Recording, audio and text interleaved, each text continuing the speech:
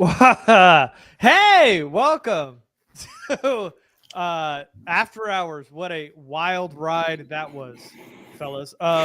Chargers go 4 plays, 84 yards, cap it off with a touchdown to win it 34-27 after two missed field goals by McPherson. The Chargering moniker is dead. Harbaugh has reversed the curse. I don't even know where to start, where to go, or how we even start this thing, guys. But I mean, what a wild ride this game was. Yeah, and it really didn't need to be that wild. It really didn't. It's not really good for the heart. I was afraid I was going to have a heart attack for sure. Yep. But I mean, they won a big game, a really big important game against a team that had to have it. And they made it, like I said, interesting, but they finished. So at the end of the day, that's all that matters. They started well. They had a long stretch where it got really bad for a while. Yes. And they found a way to finish. And that's what good football teams do, I guess. Yeah. Yeah, they I find a way guess. to win. Yeah. I guess. I'm getting too old for this. That's all I really have to say about it. To quote a famous Looney Tunes gangster, I don't know how he's done it, but I know he's done it. Not exactly sure how the Chargers pull that off, but of course it had to end this way, right? If you're going to kill Chargering, you have to do it in the most extreme fashion. Like you have to go out and win a game in the same way that the Chargers have consistently lost them at the very end after having a significant lead. And I guess that was the only way to exercise those demons. So if you want to take any solace in anything, it is that they did it in the exact fashion that I guess you have to do it. Yeah, and for the Chargers defense to not relent or give up a touchdown late, force two long field goals, which McPherson both missed, go back out there. Herbert cannot get anything going on both those drives. They go 3 and out. The defense has got to get back on the field, and they hold strong enough to get the ball back and go drive down the field. It was with as bad as the defense kind of rolled in that second half and as bad as that offense looked, they only needed to put one drive together to score and win that game, and they did. And the Chargers needed one more stop at the end of the game to win that game, and they did. So really that's all it comes down to, is that at the very end of that game, they won. This will show up as 34-27, not this could have been possibly the Bengals' biggest come from behind win in franchise history, which they were playing on a loop during the broadcast. We won't hear about how the Chargers had like over 25% of their first half plays over 20 plus yards, which is like the best rate since the year 2000. We're not going to hear any of those stats, because at the end of the day, it came down to two drives. It was Herbert hooking up with McConkey when he needed it, driving down, and then J.K. Dobbins punching it in, and then the last couple plays in the last 18 seconds to make sure that they don't score in the very end. And that's all that really it came down to, and the Chargers held strong when they needed it. You know, it's easy to focus on the last 4 or so possessions of the game because that's what on paper decided it. But for me, the defining moment of the game and maybe of the season, and what really was the difference in this game, was that 4th and goal in the first half where the Chargers went for it and they punched it in, because that's a situation where Harbaugh's been kicking field goals all year long. It's been out of character for him to attempt those, particularly in the first half of games. And he was in a situation where he felt like he could kind of stomp the Bengals out with a touchdown, and he trusted the team to punch it in, and they punched it in. If they kick a field goal there, they lose that game, or at least it's a different calculus at the end of the game. So got to give him credit for trusting the offense to punch that ball in that situation. It was a huge kind of swing early in that game where it felt like the Bengals weren't going to move the football and the Chargers were just having their way, and let's go punch this in and put it away now. It didn't necessarily work out that way, but that was a huge play in the game that I think people are going to overlook because it happened so early. Well, there was another one also, and it's probably going to fly under the radar, but in the second quarter, Denzel Perryman, in that open field tackle on Jamar Chase that resulted in the third down stop, and then resulted in them getting to third down, and Poona Ford got the sack. Then they punted the ball, and the Chargers went down and scored again. So if Jamar Chase beats Denzel Perryman in that open field, they're probably going to score again because the drive was starting to really kick off. And you have to think about it. With the points that they put up in the second half, if they do anything in addition to what they did in the first half, that second half probably turns out a little bit differently when we're talking just strictly points-wise. So we can go back, and I'm sure once we all rewatch the game, there are going to be certain plays that really, really stand out that you realize that had they gone just a different way, this probably ends the game in a different fashion. The Chargers walk away with the loss instead of this huge win, because ultimately, when you look back at this, if the Chargers lose this game, this pretty much could have been the buoy for the Bengals to take off for the rest of their season and go into a playoff run. Teams need wins like this when they're sitting at hovering around 500, and you can either be the reason why they make a run or you can stop them and stomp them out. And the Chargers were able to do that towards the end. But I'm anxious to go back and rewatch it now that the Chargers did win it, but that was a play that stood out to me for sure, in addition to the one that Jamie called out. See, this is what I thought you guys were going to mention as one of the plays of the game. That redemption play at the very end where they had that kind of opening in the B gap, and Henley kind of had that delayed blitz, came in, hit Burrow as he threw, and basically buried it in the dirt to get that, that turnover there and to make them punt on fourth down. This is another big defining play. There were a couple of them. There were a lot of ones that could have turned out bad depending on the end result of this, but we said, we don't know what this Charger team's going to be until this 5-game stretch, because it's such a strong 5 games and consecutive games for the Chargers. And to go and in prime time beat the Bengals, who were a good team. I know their defense was banged up, but they really held strong in that second half, and credit to them for that. But we thought they would win this game, maybe not in this fashion. It felt like it was going to be a blowout early, but what's most important is that they ended up getting this win against a very good football team. And, I think we can look back on all the bad stuff that happened, but I mean, we're talking about Chargers in the upper 90th percentile now of probability to make the playoffs. They leapfrogged, I think, the Ravens today, if I'm not mistaken, in the playoff chart. I mean, this is a really impressive win. One that's an emphatic exclamation point in the schedule, and to do it while going through all the adversity, while self-inflicted or not, to come back and win this game is a huge momentum swing for this team, I feel like, going forward, and was a really, really nice little stamp on Harbaugh's career, because it really felt like, and I know your feed, my feed, everybody's feed in the chat was all about them chargering, and full Chargers on, chargering is on the horizon, and chargering this and chargering that. And they didn't. The Chargers pulled it out in the last 2 drives when they needed it most. They kind of chargered, and But they pulled their way out. They pulled out of it. Yeah, they pulled out of it. They won. Yeah. It's only charging until they complete the cycle and lose. Okay. Look, huge win. They did a lot of things right in the first half. They didn't do a whole lot right in the second half, but they pulled it together at the very end when they needed to. So that, at the end of the day, is what matters. They were able to hold Burrow down on those last 2 drives, force those long field goals, and it all worked out, thankfully. But yeah, I think you can see the culture changing, which is huge for this team. Now it's, you look for those little pebbles, those little kernels of okay, this is working. This plan is working. We have something to buy into here. And I think they've been bought in. But now to finish a game where they had the big lead and they blew it and they find a way to close it out, it's one more kind of pebble in that path of okay, we can see where we're headed here, right? It's we can win this way. We can find ways to win even when we don't play our best for the second half. And it's gotta feel good. I saw somebody say it in the chat. It's got to feel really good for the guys who have been here for a while and have seen those leads slip away and have seen the team lose, to be able to pull it out the way they did. It's got to be a huge confidence builder.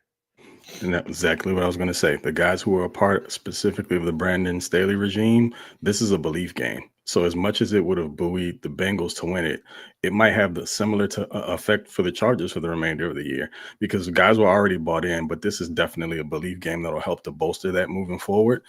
I'm just going to be honest. Before this game kicked off, I was a little leery about it, only because it was kind of sort of one of those perfect storms. You had a team that was desperate, and then of course, they just so happen to have that full complement of offensive weapons, because T. Higgins not being around and them being able to put the type of offensive numbers that they've been putting up here for the last few weeks is really impressive. And so you insert him into the game, and then all he does is lead them in receptions with 9 for 148 yards. So as much as Jamar Chase has been going off, he wasn't even the stud in this game. So you get this. And the Chargers, I mean, prepared, I'm sure, as best as they could, but there were a lot of mismatch situations with T being out there. He's a larger wide receiver. As soon as Cam went down, the Chargers were a little bit at a disadvantage in the secondary, just because they didn't really have the size to match up with them, and it really showed. But ultimately, they had the resolve and they pulled it out. So as much as there is that you can definitely nitpick about this game, at the end of the day, they didn't Charger it. As close as they came to it, they definitely got really close to the edge there, and they had us all gasping with heart palpitations. And again, I'm sorry, man. I'm 41. This aged me at least a solid 5-6 years. I'm probably gonna have issues going to sleep tonight, but at least it'll be because I'm excited and not because I'm heartbroken. Either way, you got to be excited about what this team has moving forward, because now, as fans, you can believe, you can see them get into a situation where they're pent into a corner and fight their way out of it and figure out a way to win. And that's what good teams do. Yeah, I don't see us sleeping anytime soon. Not me, not the three of us, and nobody in the chat, man. I mean, the adrenaline from felt like the last like 6 series from between the Chargers and Bengals. I mean, it just I'm amped up now just thinking about it. So what do you guys feel? First of all, how do you guys feel about J.K. Dobbins punching that ball in? You think he should have went down and kicked the field goal? Yes. It did get a little close, right? It worked out. Yeah. But why leave time on the clock if you don't have to? Right. While it was going on, I was super excited because I'm watching him run. I'm like, oh, he's gonna do it. And I look down, there's like 18 seconds. No, get down. And I'm looking at the Bengals with, like, they had at that point, they still have just one timeout, or was it 2? It was just 1, right? It was the Chargers? No, the Bengals. The Bengals, they were down to 1. Okay, so at that point, if he gets down, you force them to waste the timeout. You can run another play, run a time down, and then kick the field goal and end it. So again, in hindsight, once it was all over, great, it worked out. But yeah, I would have much rather make them waste that last timeout and not give them an opportunity to touch the ball again. But again, still phenomenal play by J.K. Dobbins, and he's got my vote for comeback player of the year already. The dude's done enough for me at this point. Yeah, I was hoping it would get down, but yes, he is for sure in the running for comeback player of the year. Unbelievable story this year. I think we got to talk a little bit about the first half play calling, because it was so good. They did so many things to help out. You're talking on both sides, right? On both sides of the ball. Yeah, I'm specifically talking offense, but both sides of the ball, it was really good. I mean, on offense, they've got Herbert rolling right, Herbert rolling left. The running game wasn't really working all that well, but they were still able to have success with play action and create plays in the intermediate and deep part of the field. And it just seemed like guys were just running free, wide open, because of the way they were running their play action and the routes the guys were running. I mean, they were on point, and Herbert was almost perfect in the first half. I mean, some of the throws that he made were absurd. That seam route to Disley down the field that set up the first touchdown was ridiculous. I mean, over the linebacker, between the corner and the safety, let him down the field. It was out of his hand before Disley even turned to look for the ball. It was like on him as he came out of his break. Yeah. And then that touchdown to QJ, bootleg right, climbs the pocket, throws the ball 30 yards down the field across his body with both feet off the ground, and throws a dime. Like, human beings shouldn't be able to do that. It's just, you just shouldn't be able to do it. It was just ridiculous. And he made so many throws. He was so comfortable in the first half, and they were so, like, the play calling was just perfect. It was just so good. And you could just see Herbert getting into a rhythm and getting going and on fire. And then I don't know what happened in the second half, but the first half was beautiful. Yeah. Go ahead. No, go ahead, Garrett. Oh, I was going to say, go. We're all excited. Yeah, we're jumping all over each other. So on that QJ touchdown pass, it was set up by 3 beautiful passes, one of which he threw over jumping linebacker Mhm. QJ, and then he ends up hitting Disley between two defenders for first down, and then that on the run throw to QJ for the touchdown. I mean, it was a work of art that first half. Outside of the 3 straight run plays on the very first drive, outside of that, it was beautiful, and the way he was using his legs, he got a big gain on that second drive. We got a 31-yard scamper in that first Mhm. half. It was nice. He went back to it a little bit. It seemed like they had somebody watching him a lot closely in that second half. But man, the run where he fumbled, maybe trying to do a little bit too much, taking on a hit there. But we saw the best version of Herbert in that first half, and the fact that we got to see it in prime time was pretty nice. But the first half play calling from run to pass, having the pass set up the run late in that second quarter, and then all that play action. It was actually, and I don't know if you saw a stat on the stream, but they said that this is his. He's on pace for his highest play action rate of his career. He's in it, and the 2 touchdowns came off that play action. So it's nice to see that working, and a little more misdirection, a little bit using of his legs too that we've seen from the last couple of weeks. It was a nice mix in that first half. It's borderline Yeah. perfect all the way around in the first half. And I'm not sure. I can't wait to go back and check it. But first of all, he had 2 seam shots to Disley that were amazing. The first one was ridiculous. But what I also noticed about it, I'm not sure again until I can rewatch, as far as the coverage goes, it looked like it was cover 2. And if it was cover 2 and he fit that in the seam where it was against 2 is even more impressive, because technically your weak points of cover 2 are going to be those hole shots in between the corner and the safety, and also in between the 2 safeties and over the middle linebacker if he doesn't get depth. He threw that in between the safety and the corner, which is not typically where you want to place those balls, and he got it there perfectly. And you kind of got to throw the ball to Will Disley perfectly. You don't want to have to make him work for it too hard, and he did it twice, both on seam routes. That pass, and you guys already spoke to it, to QJ across his body. We've seen him make some really ridiculous throws, and I don't think we take it for granted. I think people who aren't really fans of the Chargers or watch the Chargers don't understand how impressive these throws are. They're not normal. Some of your best quarterbacks in the league can't make those passes, and he just gets overlooked because he plays in LA. He doesn't have all of the wins, and I completely understand it. The second half was not ideal, but when we speak into the level of play in the first half, that was elite quarterbacking. And if we can just get that to extend just a little bit into the second half, then I think the kid is on his way. I think he's ascending anyway, but a little bit has to do with the play calling, but also the fact that the running game was pretty much non-existent. There were little spurts throughout the game where it was effective, especially at the end with J.K. Dobbins scoring to basically, well, not really walk it off, but in the game as far as the scoring went. But overall, the offense still has some growing to do. The offensive line definitely still has some growing to do. But specifically in that first half of football, I don't think you could have done it any better.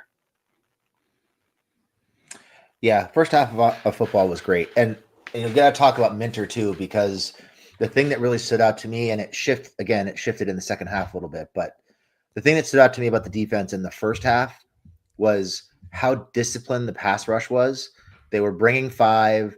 They weren't getting out of their lanes. They were keeping Herbert pinned in the pocket. And by the end of the first half, Burrow wasn't looking downfield. Burrow was watching the rush. His eyes were down, and he was waiting for somebody to come hit him. He was not seeing the field at all. You could see him sitting on the bench, dejected, looked like he was on the verge of tears at the end of the first half. They had him completely confused. He had no idea what was going on or where the pass rush was coming from.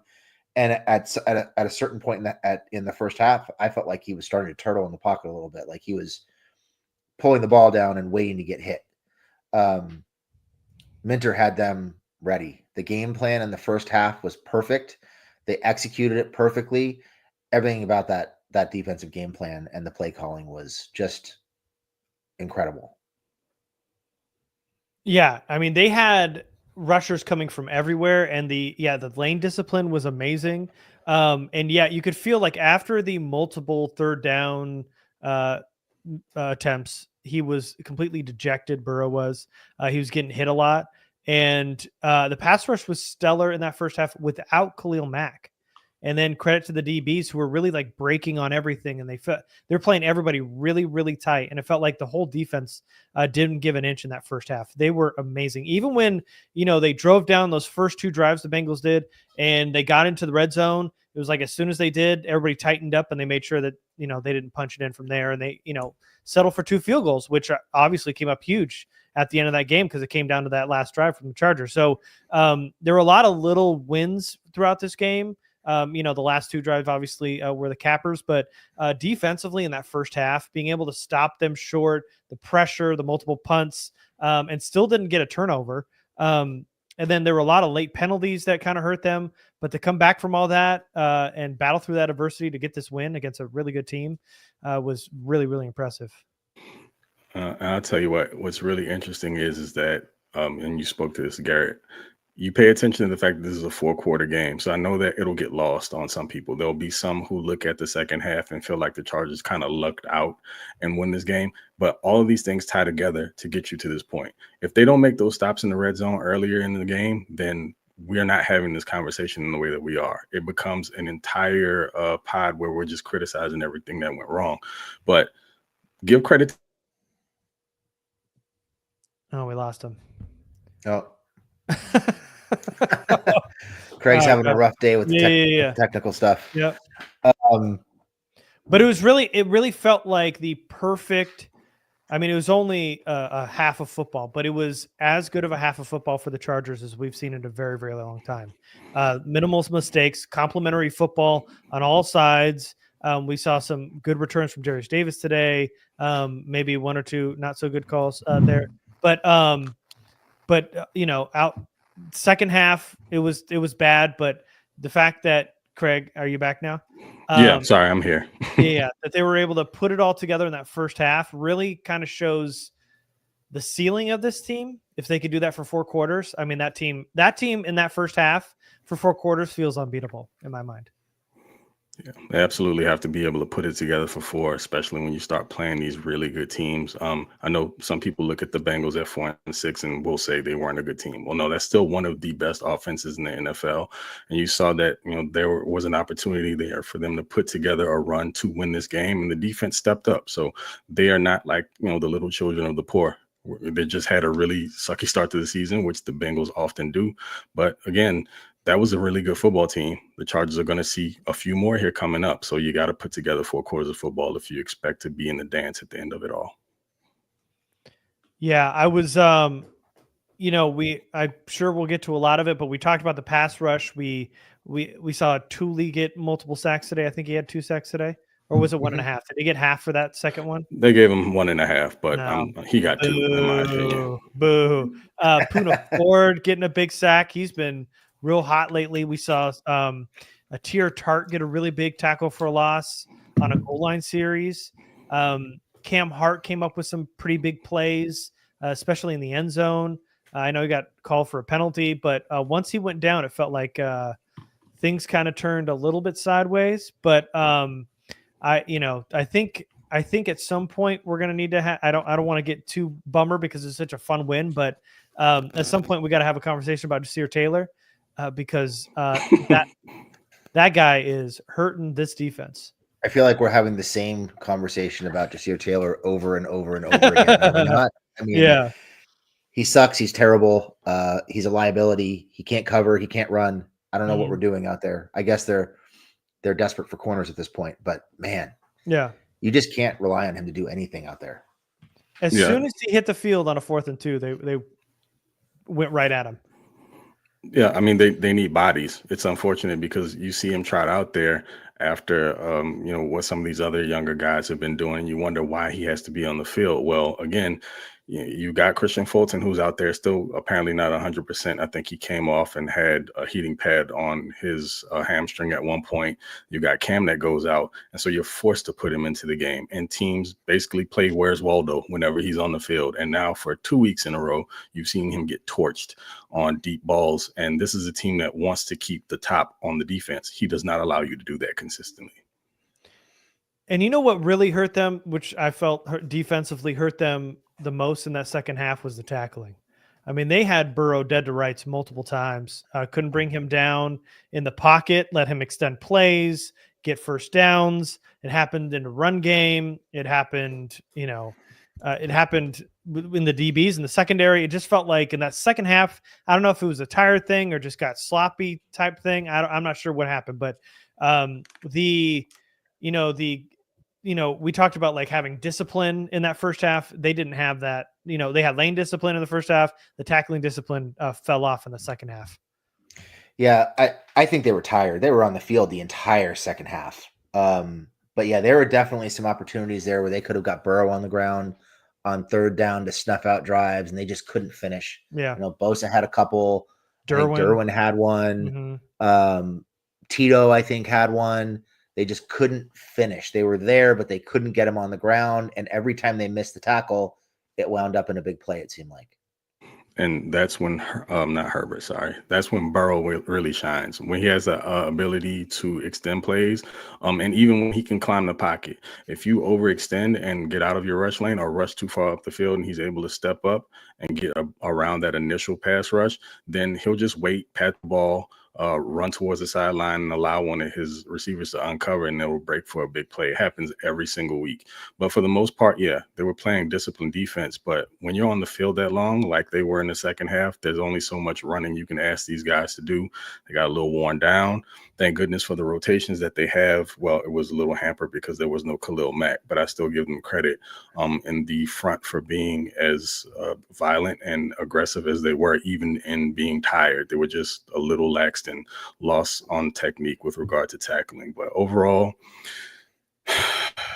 you got to be able to do a little bit more on the offensive side of the ball to help your defense out, because I think we may have mentioned this before. As the season goes along and you play better offenses, you're not going to be able to count on your defense to win the game for you as often as the Chargers have this season. So we need 4 quarters of football, and the offense has to come with their game for the majority of those 4 quarters. You can't just be a one-half team.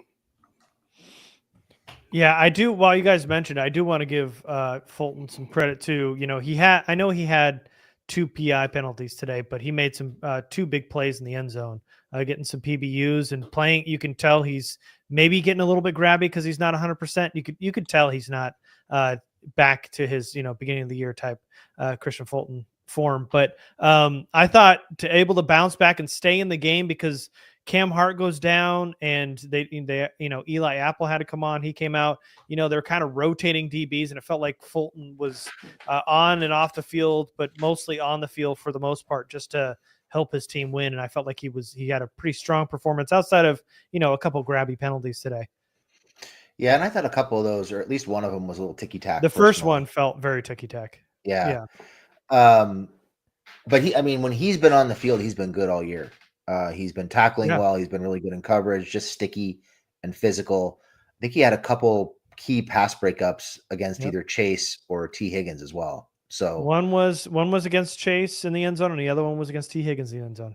Yeah, I think there were a couple like third downs that he broke up as well, if I'm not mistaken. Mm. But he was really good at it. I know he's not playing at 100%. He's still dealing with that hamstring injury. So to come out and play the way he did against those guys says a lot about his character as a football player and what he wants. He wants to be out there for his team, and he stepped up in a big way. Yeah, he had to play a physical brand of football, which he technically is considered more of a physical corner. He's probably better at being more of a press guy. But when you're hampered in that way, yeah, you're probably going to be a little bit more grabby than usual just because you want to stay attached. But he made the plays when they mattered. I mean, you're talking about 2 pass breakups in the end zone. Again, when you look at how this game turns out, you take away either one of those, it's a different situation. So he gets all the salutes and props from me battling through it, because those soft tissue injuries, specifically a hammy, as a guy that's a skill position player, is no joke. It can go at any moment. So he's probably thinking about it, but he was still able to go out there at whatever it was, 80-85%, and put on a pretty solid performance. Yeah. Also, another side note, man, how loud was the stadium today? Feels like SoFi's been, like a neutral site ever since they moved in there. But today really felt like a home field advantage for the first time in a very, very long time. It was loud and rocking today. They disrupted a couple of 3rd and 4th down calls too. Yep. So huge credit to the fans for coming out there and being as loud as they were. They completely drowned out the Bengals fans in the first half, and it really made a big difference in the momentum and just the feel and environment in that game. Mhm. Does this like qualify as the worm turning? Do we have to ask Jim? Do we have to ask one of the guys? Does this fit? I don't know if it's Harbaugh isms. I'm just trying to figure out how they work, but I feel like this applies here. Yes, I do think it does. For sure. So let's talk about QJ a little bit, because it felt like he had the, in that one drive where he had a really nice catch from a beautiful throw from Herbert, and then he had the touchdown 2 plays later, which was great. But that second half, it felt like I'm not sure why, but Herbert really leaned on QJ late in that second quarter, or at least in that second half, excuse me. Going deep, going against DJ Turner multiple times, getting the ball knocked away, dropping one over the middle, which wasn't a great throw from Herbert, but it just felt like they needed to get Ladd involved, and then they finally did, and it ended up winning them the game. But it did feel like an over kind of use of QJ in that second half, did it not? Yeah, I would say probably so, because let's be honest. The number one wide receiver on this team is a 6 foot, 185-pound cat that looks like a Starbucks barista, and everybody just better love it. That's the person who needs to be getting the ball as often as humanly possible. The issue with QJ is they were trying to put the ball, on that one pass that he dropped, that was a crosser. That was more so on Herbert. That ball was out of it. It was too far in front of him. But those 2 deep balls that he lost on, because that's not his game. He's not a contested catch guy. He never has been. And this is not me knocking him. It's just the fact. It's never been his thing. And it feels like when they're looking for a big play, they go to him. And it's great when he gets a step or so on a guy. But if it's contested at all, the odds are that he's probably not going to win that rep. So if you're looking for a big play, there are other guys that you can go to that have proven to be able to do a little bit better there. Like even Josh Palmer. I know he had that one that was broken up towards the end of the game, but he also had a very big catch that was contested. So guys like that are the ones I would be looking to go to. You don't have a ton of options when we're talking about contested catch guys. It's just not how the roster is constructed currently.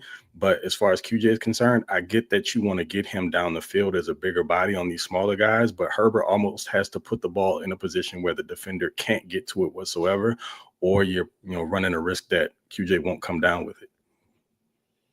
You're muted, Jamie. Here, I got you. Oh no, you muted your mic. You're gonna have to do it. I didn't mute my mic. Okay, there you go. You're good. Yeah, they seem to have this real desire to throw jump balls and contested catches to QJ. Super frustrating. Those play calls are really frustrating, and the full on commitment to giving the ball to Hassan Haskins inside the 5-yard line is also extremely frustrating. Could we just stop doing those things? They don't work. QJ is good. There are things QJ is good at.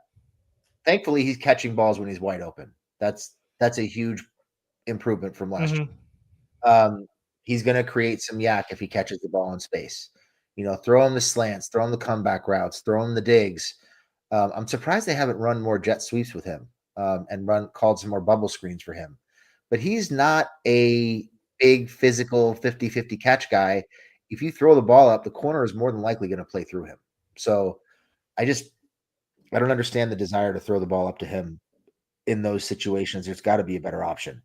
It's just not working.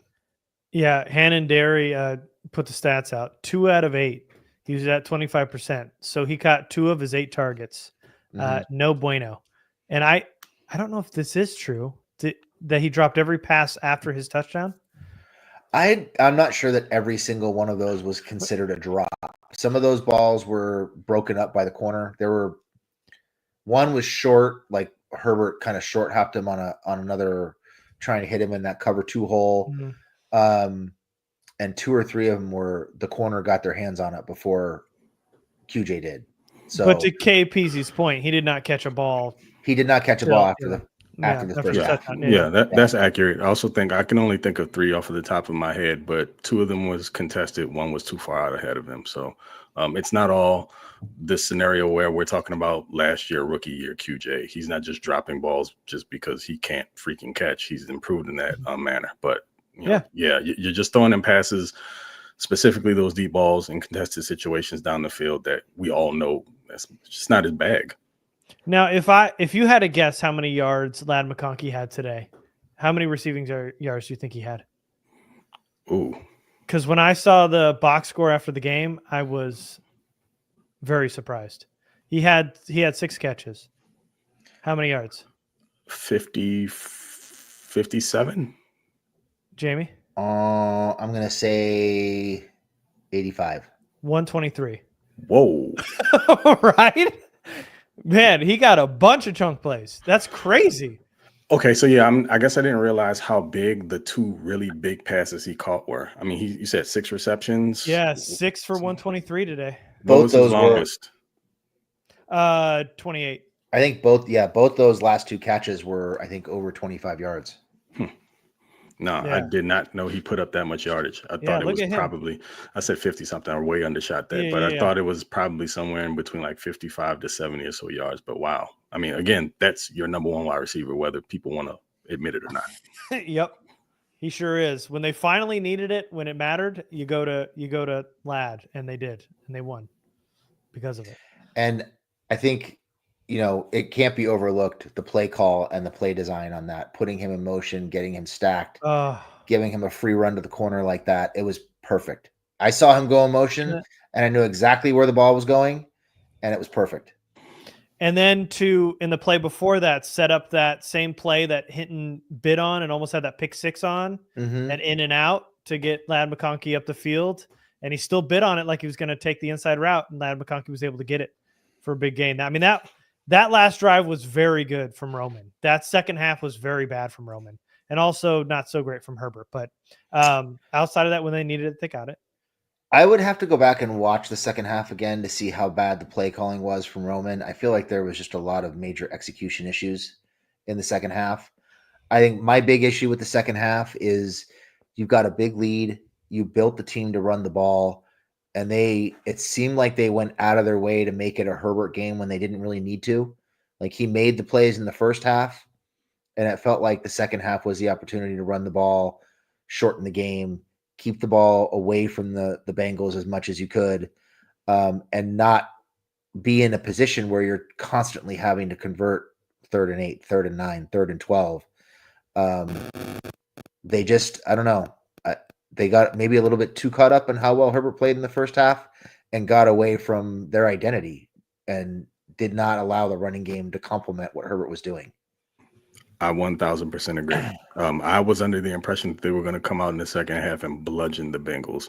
The problem is that on some of these running plays, I feel like when they did actually run them, they got away from their bread and butter. I didn't see a ton of power attempts. And then Gus was clearly the lead back for this game. They looked to get him established early and mix JK in there. But in the second half, it was almost like, okay, like you mentioned, how good can we make Herbert look on the national stage? Like, it wasn't important. To me, I think the sweet spot for him is 22 to 25 attempts max a game. Definitely not, 37, somewhere along those lines tonight. Yeah, that was a lot. It's ridiculous because you don't necessarily have, number one, the skill players to do it. And also the interior offensive line is still an issue. That popped up a few times, even in the run game. But I don't think you go away from who you built yourself up to be. You built a lead to be able to go into the second half and then just kind of grind teams into submission. You're not looking to have to get into a shootout or score 30 plus points a game. The Chargers were essentially, the way that they're supposed to be constructed was to play a game just like they did today and get into the second half and essentially make teams tap out. Also, before we forget, I want to shout out Rashawn Slater for his job on Hendrickson today, which has been the best pass rusher in the NFL. The one sack he got on Herbert was a pass off to Zion that he could not get to fast enough, ran inside of Zion, and of course it was a sack. And then also I think Taylor Britt was in on that one as well.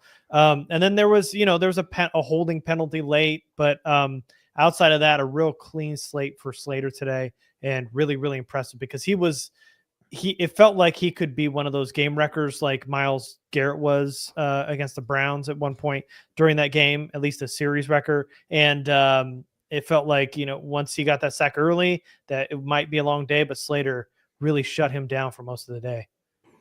Yeah, Slater was awesome. He not only shut him down, I mean, he pretty much erased him for the majority of the game, to the point that Hendrickson got irritated and he got flagged for an illegal hit on Herbert, and should have been flagged for unsportsmanlike conduct for taking his helmet off to dispute the call while he was on the field. Which I don't know how the referees missed that. Like that's the easiest call in the book. But yeah, I mean, he had Hendrickson completely tied up all day long. Hendrickson had no answers for him. You could argue it was arguably Slater's best game, maybe of his career. He was really, really good. And to continue with the compliments, did anyone hear Joe Alt's name called at all the entire night? I mean, again, we're talking about a rookie right tackle, and no, he didn't have the same assignment as Rashawn Slater did, but I feel like they did a little bit of a highlight on him early in the game just to kind of, they have their talking points in the color commentary stuff, but I didn't see anything coming off of the right side whatsoever. The pressure that I did see came on twists and stunts on the interior, which still an issue. But as far as the tackle play is concerned, it's just all around great. You can't ask for it to be any better. They are going to have to get the interior figured out somehow, or they're going to have to work around it, which isn't the best case scenario to have to be in moving forward. But yeah, tackle play, phenomenal per usual. Alt had a really his hand in that jump over the line from J.K. Dobbins on that early touchdown, getting low and getting his man almost in the dirt so J.K. could hop right over him. But yeah, Joe Alt was great today. The offensive line I felt was pretty good for most of the game today. In that first half, I mean, I posted a screenshot, but in the run game, they're getting pushed, a couple yards downfield early on in that game. And it felt like Gus Edwards was on his way to having another good game, and they kind of went away from him again.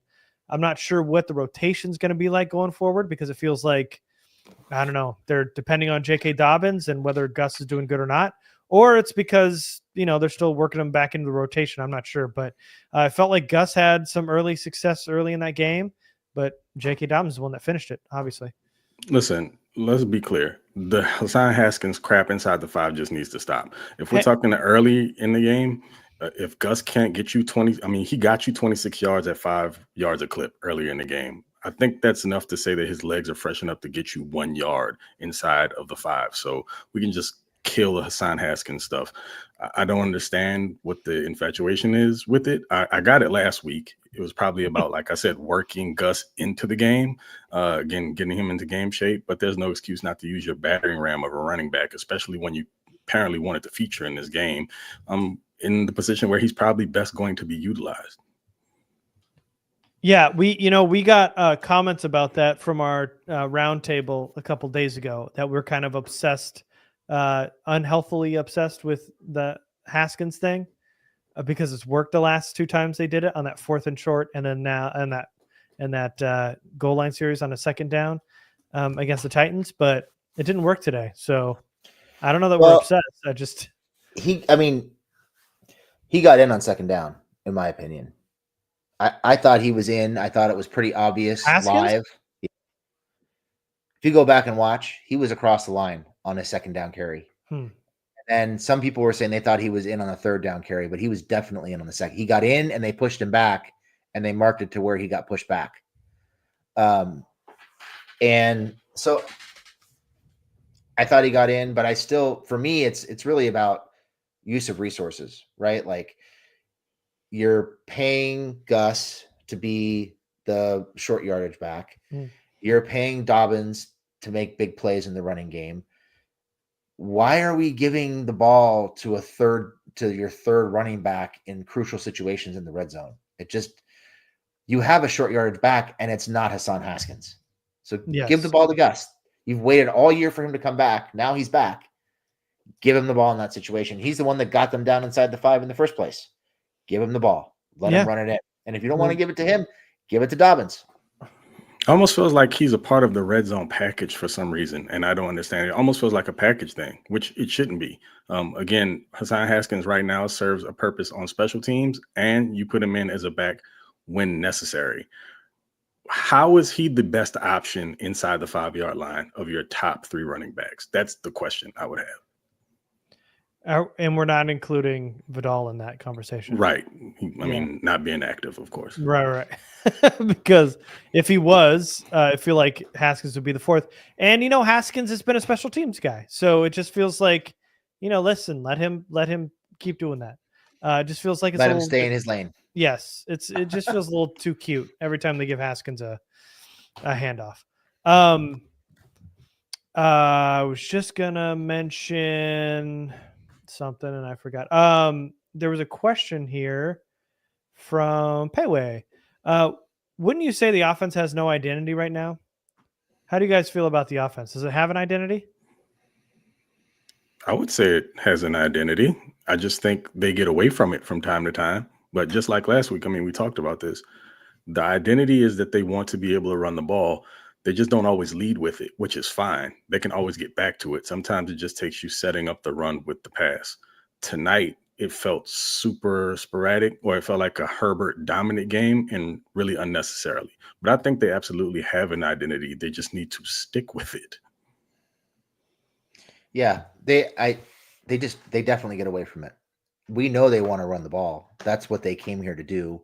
That's what they supposedly built the offensive line to do. So, and they've been finishing games with the run all season. All of their wins, for the most part, have been finished with the running game.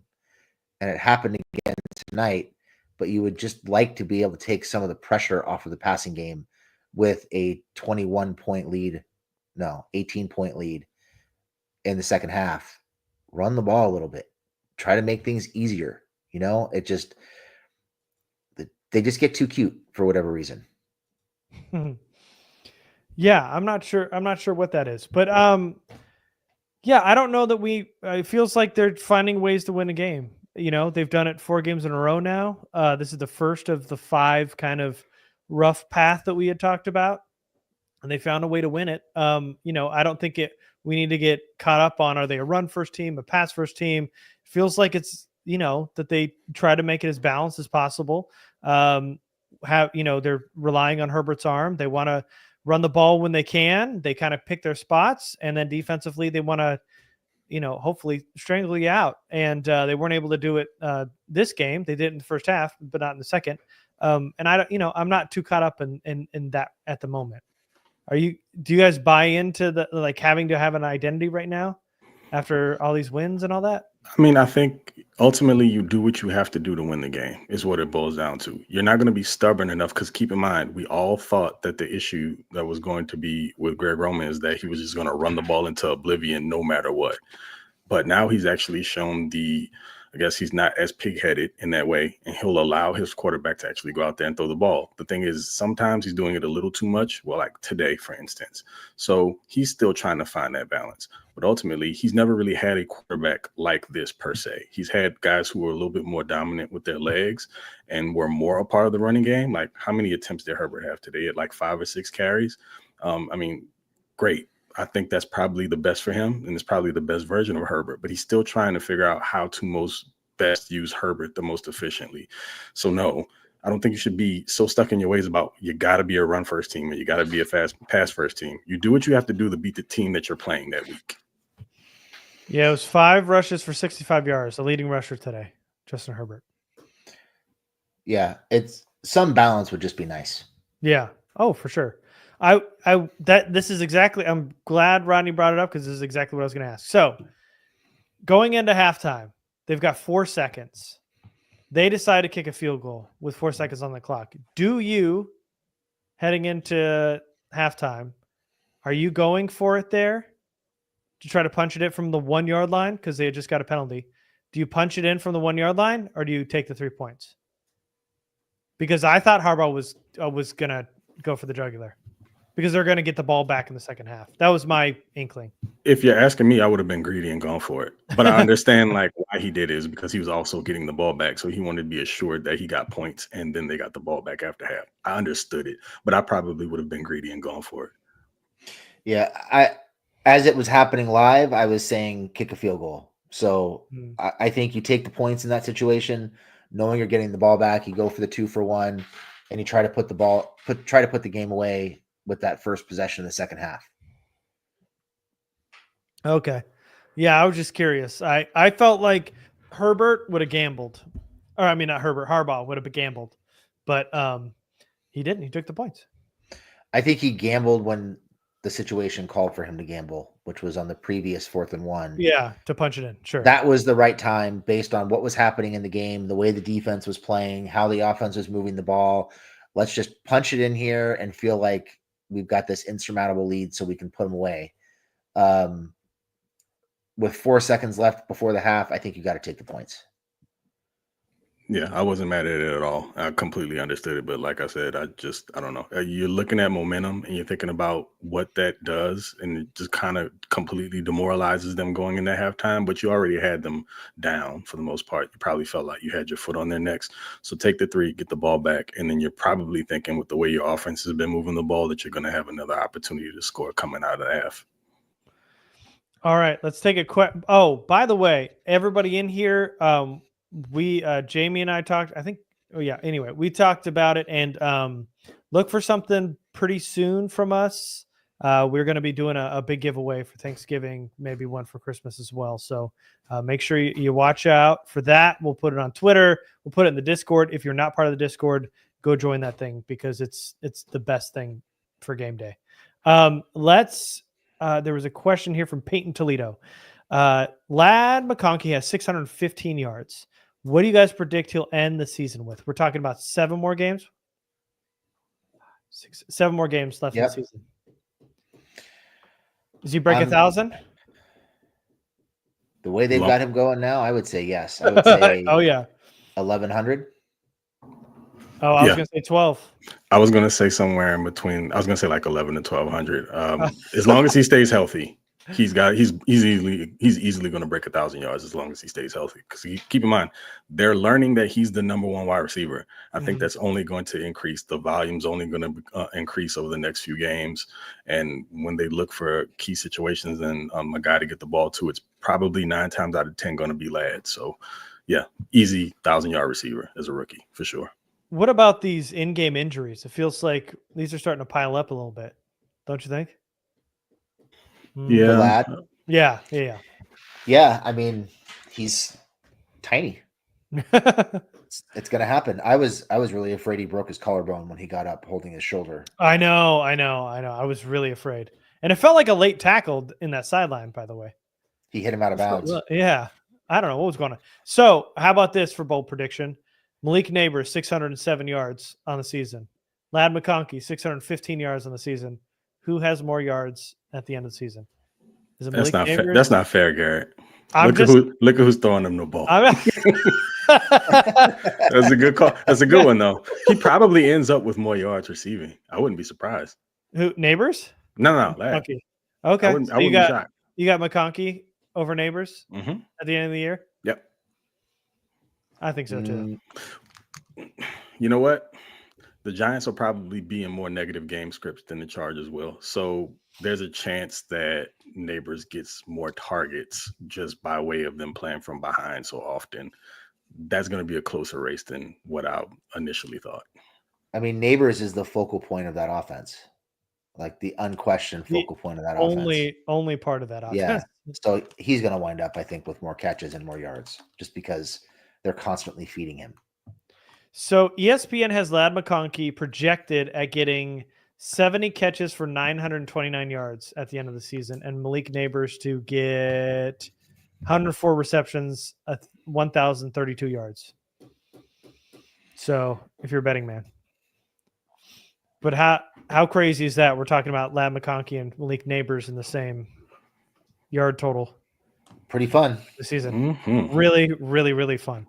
All right, if you guys got, I know. He's in a bad situation over there. If you guys got any more questions, you guys send them in. Just want to give a shout out to Blazing Bolts.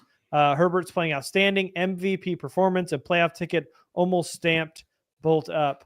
Do we think this catapults Herbert's MVP case, or does this, because it was almost a loss, kind of hurt him because of the second half?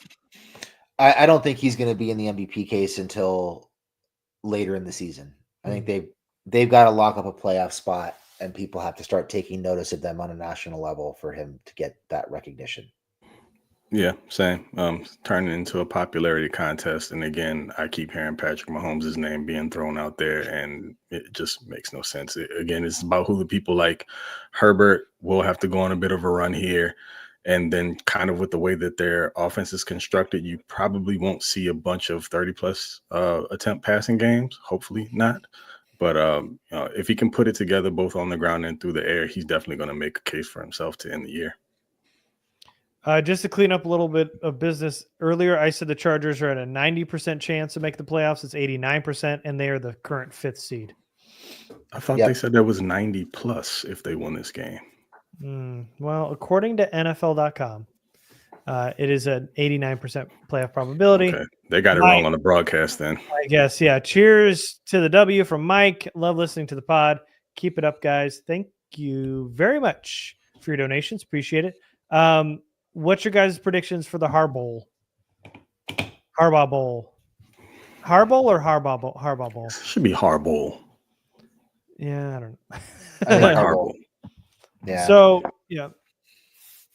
I'm going to say I don't think the Ravens defense is very good. That was what worried me about them going into the season. I could see the Chargers potentially winning a shootout in that game. I think the Chargers win that game. Now, I know we predicted win-loss record for like the next 5. I had them losing the next one. Interestingly enough, Baltimore played better on defense today against the Steelers than they had played all year long, which kind of caught me off guard. I still think it'll be a close game. I don't know. I still have them losing it, but I mean, my heart, of course, wants them to win it, but I think it's a close one, and I don't know if they have an answer for the type of quarterback that Lamar is a runner. So we'll see how they handle that, but right now I have it as a loss. I know people are going to hate me for that, but oh well. This is another primetime game Monday night, right? Yep. So Monday night in SoFi again. So another home game. Yeah, this one feels a little tough. But this defense is really bad, and they just lost to the Steelers today. So I don't know. I got the Chargers winning this one too.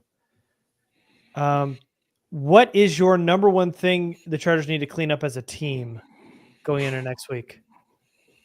The interior of the offensive line. Copy paste every week. Okay, how about things that they could well, I mean, I guess they could fix it by putting new players in, but let's say something outside of just wholesale change of the interior offensive line, because that's obvious. Well, I wasn't suggesting a wholesale change, but I mean, there's an easy fix there. I can't believe they didn't at least play with it a little bit today. Yeah.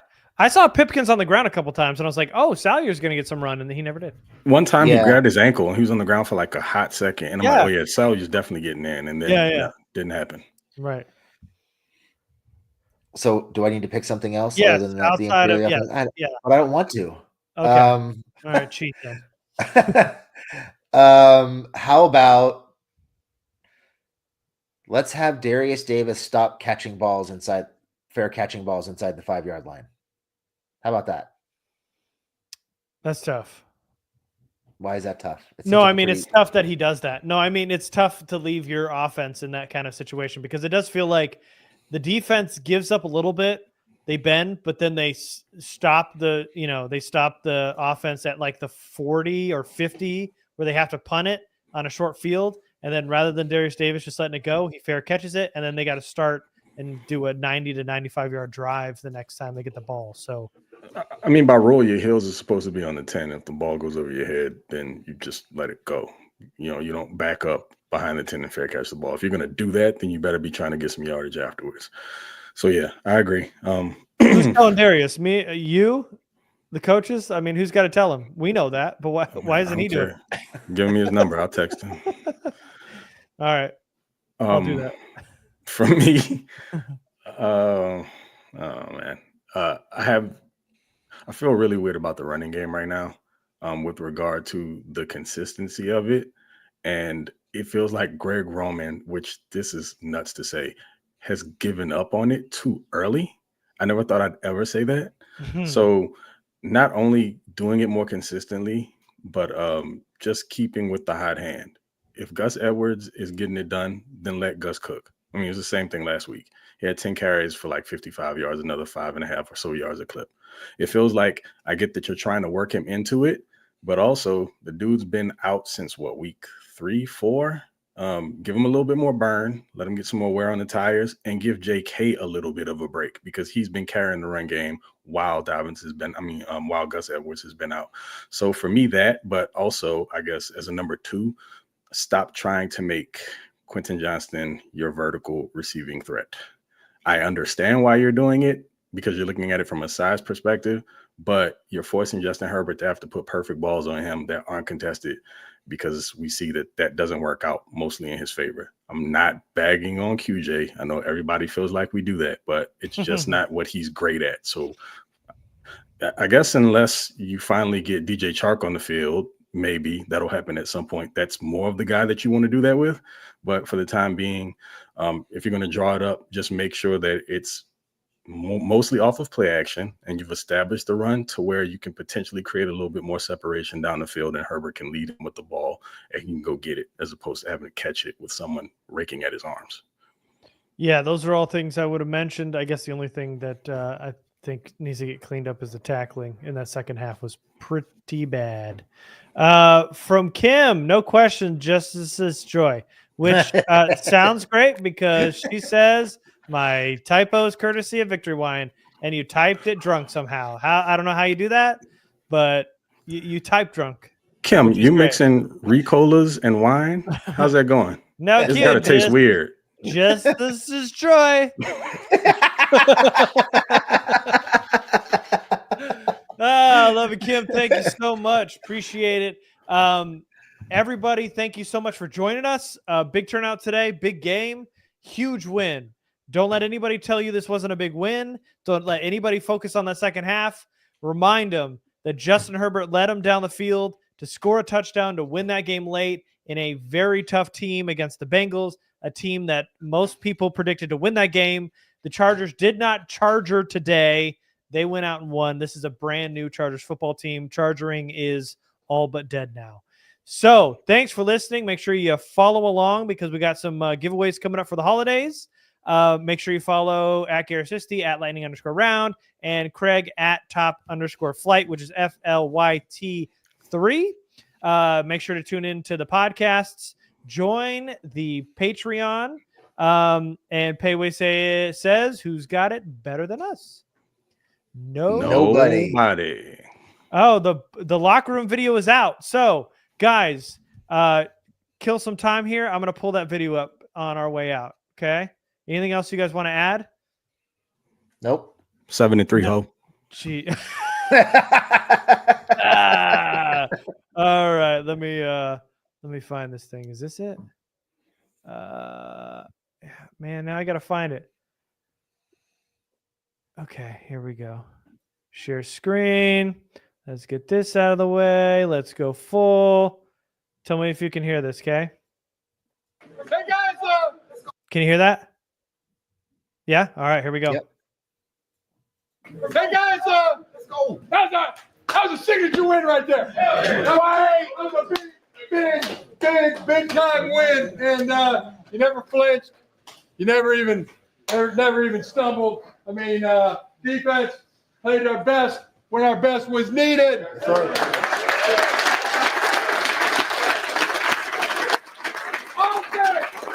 Played our best when our best was needed. That's the team. Played our best when our best was needed.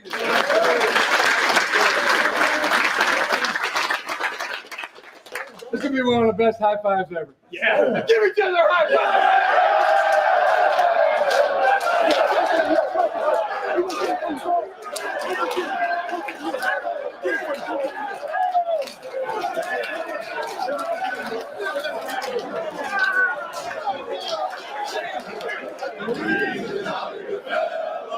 He's a jolly good fellow. He's a jolly good fellow. Which nobody can deny. Last thing I want to say, and then can just go enjoy the heck out of this is, man, nobody flinched just because they got the momentum. Didn't mean they had it. We got it back. Nothing can happen in that stadium that can take us out of our game, because I'm telling you, I've seen this before. We get the right guys at the right time. You feel it, don't you? Yeah. Who's got it better than us? Nobody!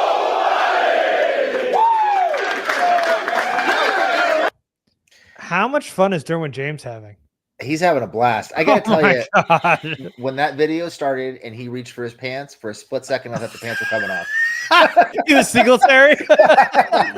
You talking about after hours? He was putting it on the table. I was like, no, Jim, no, don't do that. Ah! Thankfully, he was just tucking the shirt in. You forgot where he was for a second. Ah! All right, guys. Hey, love you all. Thank you so much. Thanks everybody for tuning in. This has been great. What a wonderful win, and what a fun time we're having.